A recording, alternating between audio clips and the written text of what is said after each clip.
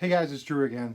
I can't wait to share this video with you. It's been over a year and a half in the making, and today I'm going to show you how I made not one, but two very special baseball card display cases for a very good friend of mine. So let's check it out.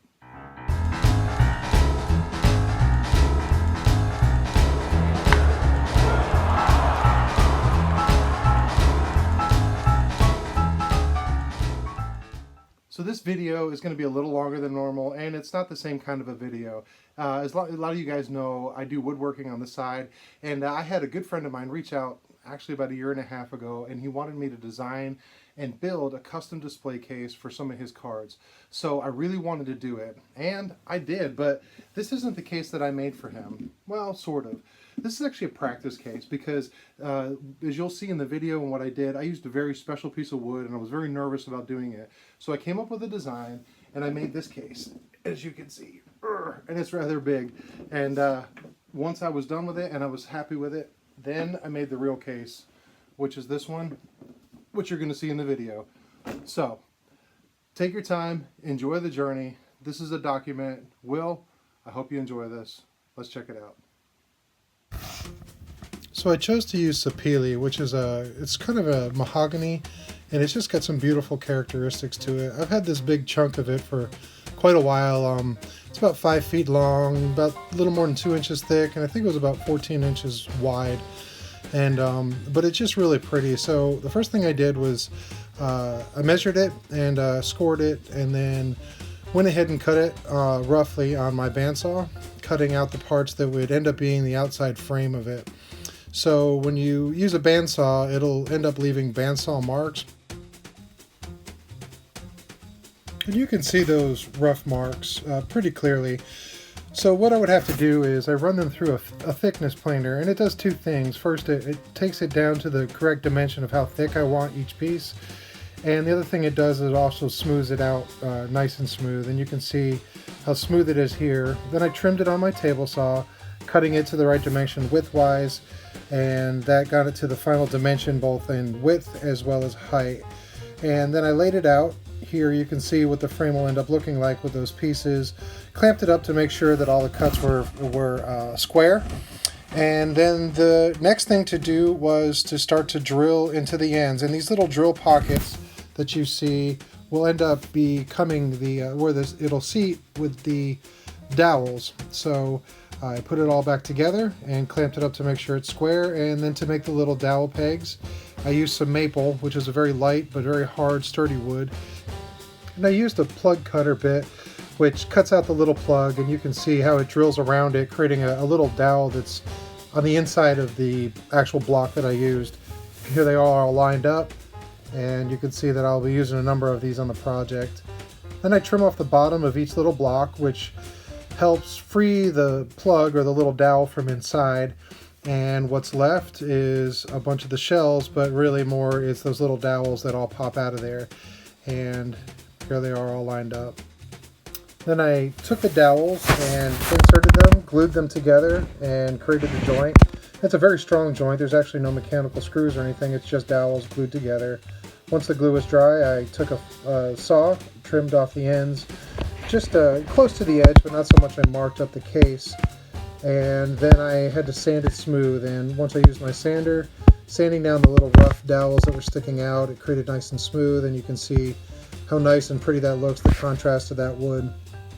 There's also glue squeeze out and a little glue staining, which is inevitable, so I went ahead and took the sander while I was there and sanded that down as well. And that just created a nice clean joint and just nice and smooth and nice and sturdy all the way around. One of the things I had to do is, this is one full case, which means I wanted to keep the grain uniform all the way around for the door as well as the case. So you can see I have to mark the ends, one top and one bottom. This is a triangle on one side, and I used a circle on the other side, and then I have to detach on my table saw the top from the bottom, and this will help me align it later on. So I have to stand the case up, I run it through the table saw, and you can see the thicker part will end up being the body, and the thinner part will end up being the door. I put a spline in to make sure the cut stayed nice and neat, and that detached it completely from the base. And this helps with grain uniformity, and it just really makes it a nice, clean, same size type piece. But one of the problems, of course, is you can see that there's burning, and that's from the heat of the saw blade coming through. And one of the things I like to point out also is my daughter loves to come in and draw little pictures and little encouraging notes, which I absolutely love, on my bench top. Then I take what's called a card scraper, and that scrapes off a very thin layer, which helps get those burn marks out, which you can see here now are gone. And I really love using a card scraper because it really works well. Next I am going to make the accent pieces. So I take this long strip of maple. It's about 15 feet long and way too big, so I start by cutting it down roughly in the right lengths. Then I trim it down, and what I'm trying to do is get tiny little pieces that you can see here. They're actually only 1/4 inch by 1/4 of an inch, and that will create the shelves, or on the shelves, to what the cards will end up leaning on. I mark them and cut them to size to go around, and I'll start with a door, and one at a time I carefully measure, cut, and then glue each one, and that helps frame the door front. And here it is all glued up together. And then once one side is done, I put the piece of plexiglass in, which I had already cut, glue up the other side, and that encapsulates the glass inside what has become the door frame. Also, while I'm mentioning it, I'm going to show you that I used a piece of laminate, cut that down to make sure it fits perfectly, and then also used a piece of backer board, which is essentially what you use for a drawer bottom, and cut that in so it'll fit well. We'll come back to those pieces in a little bit. Next I have to start on the shelves. Same process again. I cut some wood, run it through the planer to get it to the right dimensions. Again, it leaves the saw mark blades, but you can see the saw marks on the edge. So then I take those, trim them through the table saw to get them to the right width. And this will end up being the shelves that'll go through the case. And that leaves a nice clean 90-degree cut along all the shelves. I cut those to size. Then I started to glue on those little pieces, and what I'm showing here is to get the squeeze out from the glue off, I take a straw, and I don't actually suck it up, but I scoop it out, and it makes a nice clean joint. And once I put the little shelf front on each of the shelves, they're all taped up and glued, and then I cut those to size, fit them within the frame to make sure that they were the right width, and that's just clamped up here, making sure the space top to bottom. And then those get pegged in as well, where I take the same dowels and peg those in, and that goes straight through, and here they are. Once they're trimmed, then I end up putting a second row of the same dowels in there, and this is for aesthetics and a little bit of strength, and it just gives a nice balance to it of the contrasting wood. Then once the glue is dry on those, I cut those little nibs off and then sand those down as well. And that ends up becoming a real nice little feature on this case.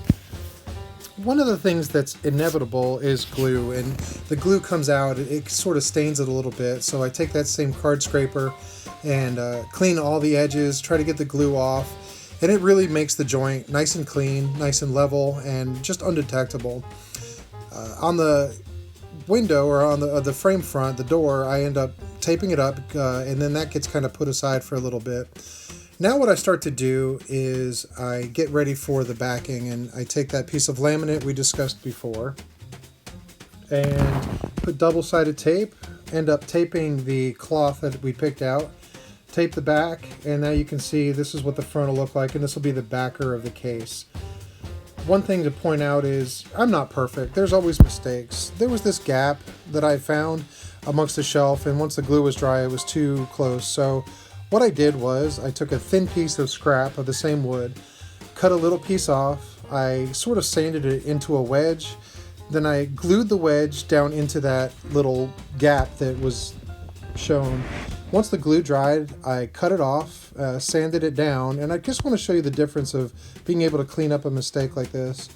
Here's a picture of it before with the gap, and then once it was done, here's the same gap afterwards, and it's almost undetectable. The edges of it were, everything was 90 degrees, everything is nice and square, and what I wanted to do was put a little bit of a chamfer, a little bit of an edge treatment on it, so I took my hand router, I put a chamfer bit in it, which is just a little angle that gets cut, and went around all the edges. and it just adds a nice little detail, a nice little feature. It's not as sharp, it gives it a nice clean look, and I really enjoy this. So it makes the corners look well, and I really like putting a chamfer on it, and the whole case has it. Now it's time for sanding. Lots and lots of sanding, and I'm not going to bore you with pictures of sanding, but it takes hours to sand everything perfect. After sanding, it's ready for the hardware. So I mark the hardware of where it's going to be, both on the top and the bottom of the hinges. And once I have them lined up and measured out, I take a knife, I score around the outside to kind of break the fibers of the wood. Then I chisel it out and make a little indentation that the hinge will actually sit down into flush to make a nice and even hinge joint all the way around. I have to do the same thing on the door to make sure it lines up perfectly, and then once it's closed, you can see that it closes nicely. Let me mention here, this is a great spot where you can see where by putting those chamfers on the edges, it creates a nice shadow line, and it's just a nice little detail that I like to add in there. Also, I ended up putting on the clasp, and this is the clasp that the customer wanted. He was very specific in the type of thing and why. So this is what we picked out, and then I know it's the same picture, but more sanding. Lots and lots of sanding. Just getting ready for the final finish. There's so many things that get picked up when the finish goes on, as far as scratches or things you miss, so sanding is a key important, even though it's boring. I decided to use a Danish oil blend, which is just great. It'll make the grain pop, and there'll be some pictures here where you can start to see the grain just coming to life once the oil hits it. And it's one of the things about this wood that I really enjoy is the ribboning in it, or the little color variations in it really start to come alive. And this is after only one coat of the finish. I ended up putting 3 coats of finish on both the case as well as the door front, and it just really makes the color pop. It just became beautiful. It gave it a depth that was just incredible. I love the contrast of the little dowels that were added in for the placeholders, and to me it just became very, very nice the more finish I put on it and the more it started to cure. The curing process actually took a week. I just left it alone and let it do what it needed to do, coming back and doing a little light rubbing and sanding, but as you can see, it really started to become nice. Once it was cured, then it was time for reassembly. So the first thing is, this is upside down. First I put the green backer in, and then the plywood. And what I had done with this plywood was I had pre-measured very carefully exactly where I could drill some small holes to put some small screws that went into the back of the shelves. And this is what kind of held it together. So you can see my markings that I put, and then finally the screws that held the back to it. I used some pocket holes, and I used a French cleat system for a hanging, which I really like for a case like this. It makes it nice and secure. It'll hold it up tight against the wall, and I really like the French cleat system if you're not sure what that is. But here it is with the finish and the backer on it. Time to reapply the hinges on the case, and then reapply those hinges to the door, and then finally the hasp on the front to keep it latched closed. Then I took off all the tape as well as the plexiglass cover, the protective cover, and this is the first shot of it with the plexiglass clear. You can see the shelves clearly, and this is just incredible. The way the wood is, I love the contrast of the wood, the maple to the sapele. And then finally I brought it inside and put some of my own cards in it just to show what it looks like with some cards, both vertical as well as horizontal. The ribboning in the wood on the side just really pops with that Danish oil, and I love that I kept the grain the same, so it just sort of flows from one into the other. And honestly, I know that I make stuff and I enjoy what I make, but this piece really came out really nice. So I'm filming this the day before I give these cases to Will. I know he's enjoying them. Will, I hope you appreciate it. It was a lot of fun making this. I had to stretch my abilities as a woodworker and as a designer. I hope it's perfect for what you wanted. I hope it goes really well with your collection. But for all you guys, enjoy the journey. Please feel free to ask any questions. I'm not an expert woodworker by any means, but I do enjoy the design process. I enjoy cards, and it was really fun to mix my 2 hobbies, both woodworking and card collecting, together and do it for such a great guy who deserves so much, and I really hope he enjoys it. So I appreciate everything. Please comment below, and you guys be good.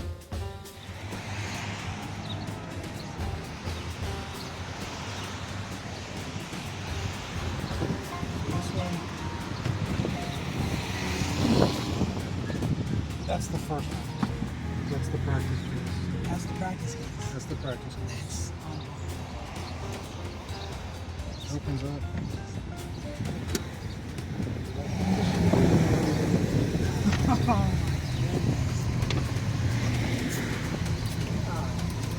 Dude, that's amazing.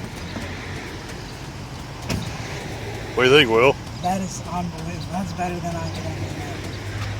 I saw it before you did too. I showed him the picture. I just showed somebody. I just showed somebody. Oh my god. That was awesome. That's why I don't sound so surprised. That's gonna look so perfect with the wood that's in my house. And then these. I told him he's gonna have some orders coming up. I love the green. I absolutely I love love the I was green. gonna say, yeah, right. it. Can't wait to put my Brooks in there. I can't wait to see it. I can't wait to see it. Yeah. So this is for Brooks. He's my guy, so he's gonna go in the good In the good case? in the good one. Well, Big they're trim both, is they're both amazing. amazing. So not much to do with the Amazon thing. It's pretty nice for $1,200 each. Good job. And that's a special discount. Only for the Drew subscribers. Here's the cases in their full glory with the glass shut. The one on the left, Drew insisted on making a practice case. If that's a practice case, the one on the right is the main case. I can't tell the difference. They're both amazing. Drew offered both of them to me, and I couldn't have jumped on them fast enough. So thank you so much, Drew. They're everything I could have hoped for. Can't wait to get these up on the wall and start displaying my collection.